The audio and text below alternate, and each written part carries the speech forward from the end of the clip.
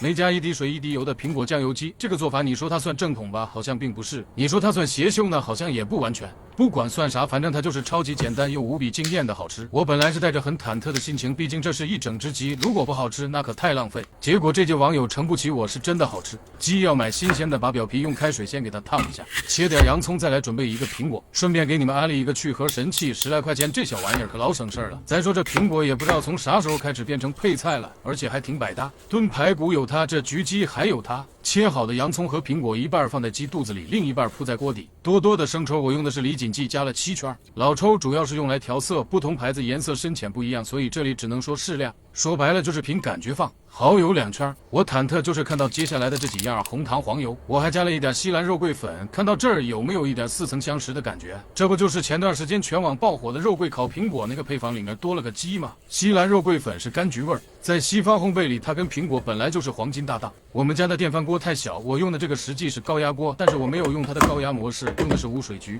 你们家里的电饭锅足够大，只要摁一次煮饭键，中间停下来给它翻个面。年夜饭不是讲究有头有尾要用整只鸡吗？我觉得今年就可以用这个，好看好吃，里面还有苹果，寓意也好。相比传统的豉油鸡，它带着果香，又嫩又多汁，不骗你们，真的超级好吃。